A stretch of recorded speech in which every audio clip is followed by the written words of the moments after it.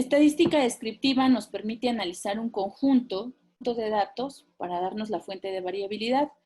Además, nos permite presentar decisiones de una manera objetiva. Dentro de las medidas de distribución se encuentran las tablas de frecuencia, que es lo que vamos a estudiar más adelante, los histogramas, y las medidas de tendencia central están la media, mediana, moda, desviación estándar, que es en las que nos vamos a centrar para poder analizar nuestros datos. Ahora, hay que mencionar algo muy importante. Dentro de los estudios de medidas de tendencia central, hay una relación entre la media y la desviación estándar que ha sido planteada por la desigualdad de Chebyshev y la regla empírica. Se establece en el porcentaje de datos que caen dentro de un intervalo. Ana de Gauss, podemos ver, ¿sí?, que normalmente, si lo recuerdan, esto también atribuye a una distribución normal, es decir, que los datos siguen este comportamiento en donde se establece que ciertos datos, a la mitad de esta, el punto más alto de esta curva, está una media y una desviación estándar. Y después de este punto intermedio, hacia la derecha o a la izquierda, está una desviación estándar, o dos desviaciones estándar, o tres desviaciones estándar. ¿Eso qué quiere decir? Que el valor de la media más esta desviación estándar va a englobar a todos estos individuos de la población. Y si consideramos eso, estaríamos teniendo que el 68% de nuestros datos, del 100% de nuestros datos, solo el 68% están acomodándose aquí, y tendríamos un error de todo esto, ¿sí? Lo que restaría, que sería 22%. Ahora, si consideramos un valor de media más dos desviaciones estándar, estaríamos considerando al 95% de los datos, y por lo tanto mi error sería del 5%. Y si consideráramos tres desviaciones estándar, estaría contemplando al 99% de los datos bajo este modelo. Entonces, el 99% de los datos, y el 1% sería el error. Vamos a ver un ejemplo. Voy a cerrar esta presentación y me voy a ir a un archivo de Excel para que podamos resolver el ejercicio. Bueno, el ejercicio 1 en Excel, que es el archivo que les envié hace un momento, en donde viene un ejemplo. Los ejercicios vienen en el archivo ejercicio SEC, que es control estadístico de la calidad. A continuación se analizan estos datos por medio de diferentes estadísticos. Bueno, aquí tengo los datos, aquí ya los pasé, ¿sí?, en las celdas. ¿Por qué los pasé? Porque lo que quiero ahora es acomodarlos para poder la tabla de frecuencias, que es la que tengo de este lado. Bueno, coloqué todos los datos y luego lo que hice fue ordenar los datos de menor a mayor.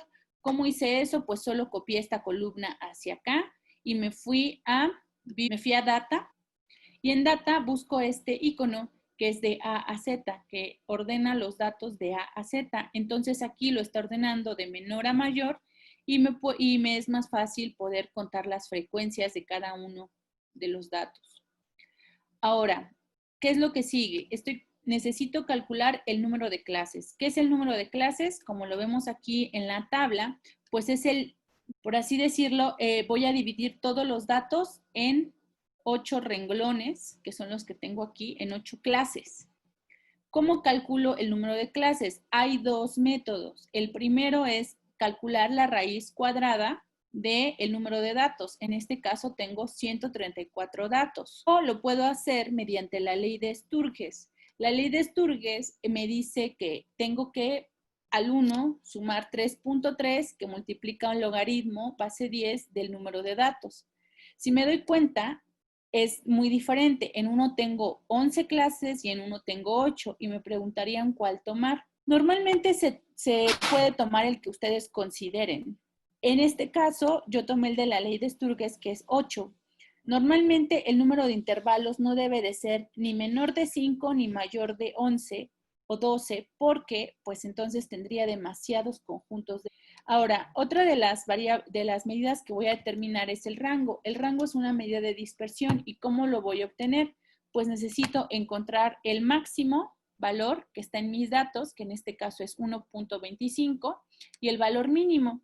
Excel también tiene una un comando para poder hacer eso. Si ustedes colocan igual, máximo y seleccionan todos los datos, pueden encontrarlos sin necesidad de haber agrupado como aquí u ordenado. En el caso del mínimo, también pueden hacer lo mismo, colocar igual mínimo y seleccionar los datos para que encuentre el valor. Ahora, el rango, ¿cómo se va a calcular? Dijimos que el rango es una medida de dispersión entre el valor máximo y el valor mínimo. Y entonces lo que hago es eso, restar al valor máximo el valor mínimo y obtengo 0.14. Es decir, que hay una dispersión de datos de 0.14 unidades. La amplitud, ¿para qué me va a servir la amplitud? Bueno, porque ya calculé el número de clases, pero ahora necesito saber el tamaño del intervalo. ¿Y cómo lo calculo? Dividiendo el rango entre el número de clases, que lo escribo con la letra K. Eso me da 0.017. Entonces, aquí abajo lo que hice fue colocar el valor mínimo, que fue 1.11, y luego lo que hice fue sumarle 1.11 más el tamaño del intervalo, y así sucesivamente. Entonces, calculé prácticamente todos los intervalos máximos, que son los que estamos viendo de este lado. Ahora, ¿por qué tengo dos intervalos aquí arriba que no tienen número de clase? Eso los coloqué porque quería que vieran la especificación que me da el problema, que dice que mínimo tiene que estar en 1.10 y máximo en 1.30 el grosor de los discos. Simplemente para eso, no tendrían que ponerlo. Yo lo puse para poder graficar los límites o los límites de especificación. Bueno, entonces aquí que sigue, coloco el número de clase, comienzo con el número más pequeño, que es 1.11, y si se dan cuenta, uso paréntesis y corchete. El corchete me va a decir que el número, que voy a comenzar en ese número, es decir, comienzo en 1.1, pero el paréntesis me indica que no voy a tomar hasta el 1.11, es decir, que voy a tomar hasta el 1.109, por ejemplo. Y el 1.11 ya no lo considero. ¿Por qué? Porque se considera en la clase que sigue, ¿sí? Entonces, de aquí considero del 1.11 al 1.129 y aquí del 1.13 al 1.139, 1.4 al 1.59, pero aquí ya considero al 1.16. Ahora, calculo la frecuencia. Bueno, pues aquí ya voy viendo que hay 4 datos, 6 datos, 14 datos, y lo único que ocurre aquí es que tengo que contar cuántas veces aparecen los números que están dentro de este intervalo. En este caso tengo 4, entonces tengo que considerar del 1.11 al 1.109, 129. Entonces busco aquí 1.11, 1.11, 1.11, 1.12, lo puedo utilizar, ¿sí? ¿Lo puedo contar? Sí, entonces llevo 3 y acá llevo 4. El 1.13 ya no puedo colocarlo en este intervalo, porque si lo hago, lo puedo cometer el error de que se repita aquí. Entonces aquí solo tengo 4 datos. Solo puedo contemplar 1, 2, 3, 4, 5 y 6. ¿Por qué? Porque el 1.14 no se considera, porque se considera en el siguiente intervalo. Ya que coloqué la frecuencia, ya que conté cuántas veces aparecen los números dentro de este intervalo, voy a hacer la frecuencia relativa. Y la frecuencia relativa no es más que dividir el número de frecuencia entre el número de datos totales y multiplicarlo por 100. Y aquí están mis resultados. La frecuencia absoluta se calcula sumando. En el primer dato, pues va a pasar el dato completamente igual, pero en el segundo voy a sumar el segundo más el primero, el tercero más el segundo, así sucesivamente, y me tiene que dar un valor de 100, así como está aquí. Estos 100 me van a asegurar que he estado realizando bien el trabajo, porque se supone que el número total de datos representa el 100%. Ahora voy a graficar, lo que pueden graficar es lo siguiente. Pueden graficar las frecuencias contra los intervalos o los números de clase. Pueden calcular la frecuencia relativa contra esto. O la frecuencia absoluta no lo recomiendo mucho, pero solo frecuencia relativa y frecuencia.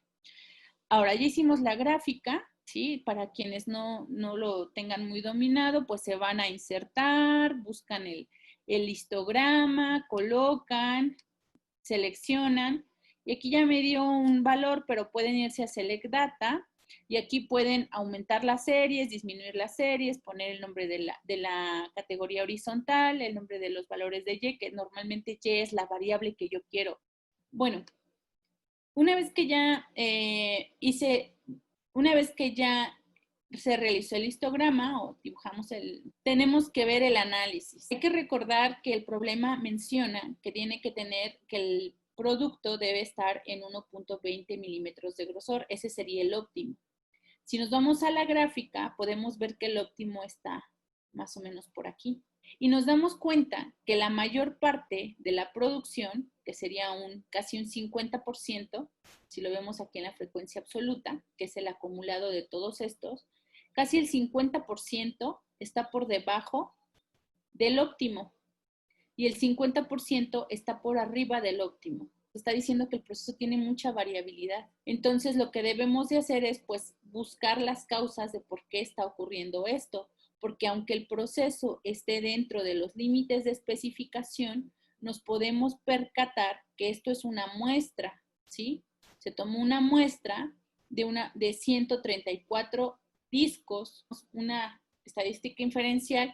Quizá podríamos darnos cuenta que el proceso está fuera de control, ¿sí? Entonces, lo que debemos de hacer es, a partir de aquí, ya que detectamos que el 50% está cargado hacia la izquierda y el 50% está cargado hacia la derecha, tenemos que ver cuál es la causa de que esté ocurriendo esto y que no estemos teniendo los discos en un punto óptimo o que la variabilidad solamente esté en estos puntos, sino que no se vaya a los extremos. Ahora, vamos a calcular las medidas de tendencia central y dispersión. Aquí está la media. La media se calcula colocando el comando promedio. En español aparece así, le van a tener que escribir promedio, abren paréntesis y seleccionan todos los datos para obtener la media. La moda, así como se escribe igual moda, entre paréntesis, y van a obtener el valor de moda. Y mediana, van a escribir mediana, entre paréntesis, todos los datos y les va a arrojar el valor de la mediana. Si se dan cuenta, el valor de la media y la mediana son iguales. La mediana es el punto medio, es decir, que nos está diciendo que la mayoría de los discos o el 50% de los discos se encuentra por debajo de ese valor y el otro 50% por encima de este valor. La desviación muestral y el coeficiente de variación. Ahora, acordémonos de la diapositiva pasada en donde vimos algunos términos como población y muestra y dijimos que los símbolos serán diferentes. Nosotros, para poder determinar la desviación estándar muestral, siempre se toma un error, que es la famosa n-1 en la fórmula. Entonces, esa sería la desviación estándar muestral. La poblacional no considera un error porque lo que se está haciendo es contando con toda la población, entonces no tengo que restarle el -1. La desviación estándar, me da un valor de 0.03 y el coeficiente de variación, que es la división entre la desviación estándar muestral y la media, multiplicado por 100, o qué tan homogéneos son los datos que tenemos con respecto a una población. Y aquí vemos que el coeficiente es del 2.29%. Normalmente hay una regla que menciona que si los datos o que si el coeficiente de variación supera el 80%, los datos son heterogéneos y si es menor al 80%, los datos son homogéneos. Entonces aquí podemos ver que los datos que hemos analizado son de tipo homogéneo. La conclusión a la que se llegó es que el grosor de los discos está dentro de las especificaciones establecidas, como ya lo vimos aquí. Sin embargo, tiende a ser el 50% cargado a la izquierda y el 50% cargado a la derecha y una mayor variabilidad. El valor medio del grosor de los discos se encuentra en 1.18, al igual que la mediana. Este valor está por debajo de lo ideal. La desviación estándar muestral denota cuánto se alejan los datos de la media y en conjunto con la media se debe expresar de la siguiente forma. Este sería el nuevo límite natural o límite real del proceso, en donde estaría viendo que tengo una media de 1.18 más menos 3 veces la desviación estándar, porque acuérdense, en control de calidad tengo que asegurar casi que el 99.7% de mi producción está dentro de los valores normales. Por eso considero la media más menos 3 veces la desviación estándar. Eso quiere decir que en realidad los discos en este proceso están en un límite inferior, en un límite superior de 1.27 y en un límite inferior de 1.09. Está por debajo de lo establecido aquí arriba.